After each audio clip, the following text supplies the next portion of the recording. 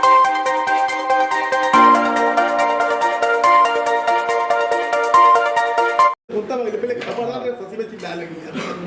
नज़दीक है circuit house से, चले आए कि अगर भारत का विकास होगा तो पूरी दुनिया का विकास होगा। देखिए, मेरा मानना है कि मोदी जी कब क्या बोल देंगे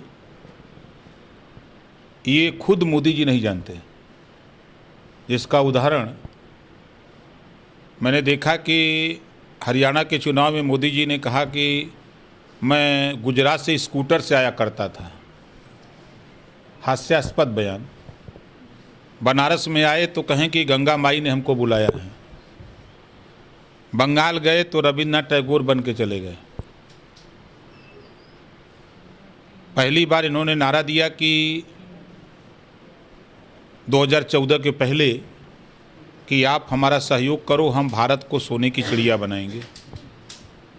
देश की जनता ने उन पे विश्वास किया, भरोसा किया, वोट दिया, सरकार बन गई। तो भारत को सोने की चिड़िया तो नहीं बना पाए, लेकिन फिर दोबारा उन्होंने बोल दिया कि अब हम विश्व गुरु बनाएंगे। फिर विश्व गुरु तो नहीं बना पाए। फिर उन्होंने कहा कि अब आत्मनिर्भर बनो, हमसे उम्मीद मत करो, हम सिर्फ अडानी और अंबानी के लिए काम करेंगे, हम देश के लिए काम नहीं करेंगे। जिसका उदाहरण आपने देखा कि अभी गुजरात में अडानी की गाड़ी से 21,000 करोड़ रुपए की हेरोइन पकड़ी जाती है और उस पर कार्रवाई क्या हो रही है। अभी तो मुझे ऐसी खबरें आ रही हैं कि सीमा सुरक्षा की जिम्मेदारी भी अडानी के हवाले करने जा रहे हैं कि अभी तो 21,000 करोड़ की अफीम पकड़ी गई है, कल ये खुलेआम करे कोई पकड़े न। तो मोदी जी देश की जनता के सामने बोले कि 15-15 लाख सबका खाता खुलवा के देंगे। फिर 2 करोड़ नौकरी देने का युवाओं को बात किए। फिर उन्होंने बोला कि महंगाई कम करेंगे, हम प्रदेश और देश से भ्रष्टाचार खत्म करेंगे, गुंडा राज खत्म करेंगे। दिल्ली की पार्लियामेंट में आधे से ज़्यादा सांसद जिनके ऊपर तमाम आपराधिक मुकदमे पंजीकृत हैं, एक को भी नहीं हटा पाए।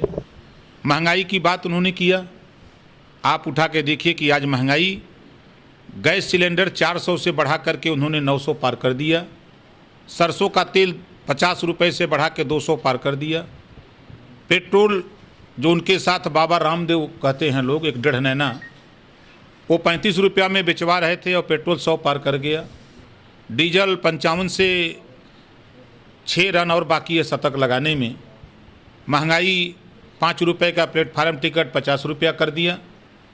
जो टिकट का दाम पहले था उसका दुगुना 2.5 गुना दाम कर दिया।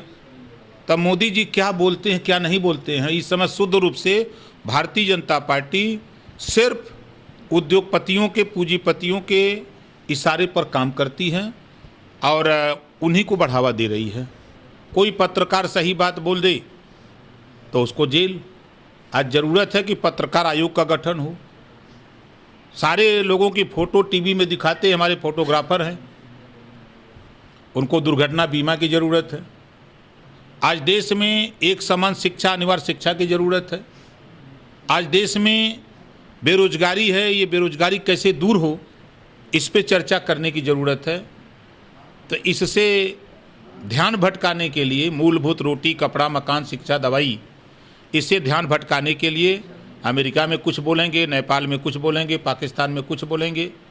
तो इनकी बात पर भरोसा हम तो नहीं करते।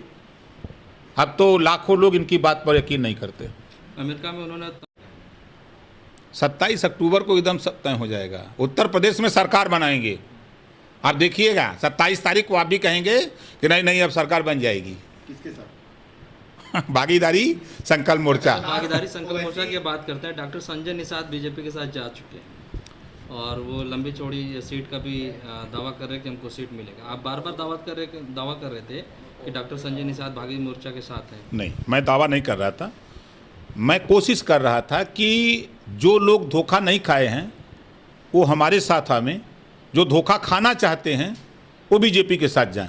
मैं बीजेपी के साथ गया, सामाजिक न्याय समिति की रिपोर्ट लागू करने का वादा किया था, घरेलू बिजली का बिल माफ़ करने का वादा किया था, एक समान अनिवार्य और फ्री शिक्षा का वादा किया, एक भी काम नहीं किया।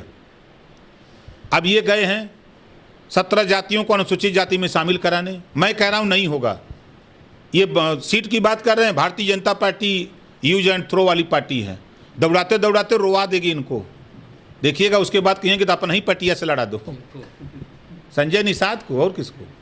भारतीय जनता पार्टी जो है ये कह रही है कि ओम प्रकाश राजभर से वार्ता चल रही है और जल्दी ही जो इसका जो है कुछ डिस्कस बड़ा निकल खुलासा जाएगा। होगा। क्या राजा को पता नहीं मुसहर बन बांट लिए हमको तो खुदा नहीं पता है वो बतिया किससे रहे हैं, अब वही लोग बता सकते हैं। अगर मान लीजिए कि कुछ सीटों पर अगर समझौता होता है तो क्या भाजपा के साथ जाएंगे? भारतीय जनता पार्टी डूबती हुई नैया है, जेके मरे के हो वो पर जाए, हम जाने वाले नहीं हैं। बीजेपी सांसद संगम गुप्ता के साथ जिस तरह से मारपीट हुई आप किस तरह से देखते हैं? क्या राजनीतिक लोगों के साथ इस तरह का व्यवहार? देखिए, राजनीतिक वर्चस्व की लड़ाई है, उस घटना की हम निंदा करते हैं, इस तरह की घटना नहीं होनी चाहिए। लेकिन वो राजनीतिक वर्चस्व की लड़ाई है, उस लड़ाई में पीटे गए सांसद दुर्भाग्य से भाजपाई हैं। आप तो कह ही रहे थे कि भाजपा वाले दौड़ा दौड़ा के पिटे जाएंगे, सांसद वो पिटे तो गए। सांसद तो अभी तो देखिए और कौन पीटा जाता है, देखते जाइए खेल। इस समय राजनीतिक गलियारों में अब्बा जान की चर्चा काफी जोरों पर है। क्या कहें? देखिए, महंगाई जान, बेरोजगारी जान, शिक्षा जान, ठीक है, भ्रष्टाचार जान, इन पे चर्चा करने से भाजपा भाग रही है। तब वो अब्बा जान करने से क्या मिलेगा? अगर महंगाई जान करते तो बात भी समझ में आती कि महंगाई देश में चरम पे, इसको कैसे कम किया जाए। बेरोजगारी देश में नहीं है तो बेरोजगारी जान कहते तो अच्छा समझ में आता। तो ये भारतीय जनता पार्टी गुमराह करके ध्यान भटका रही है। मूलभूत जो कोरोना की बीमारी में लोग परेशान थे, दवा, वेंटिलेटर, ऑक्सीजन के लिए, बेड के लिए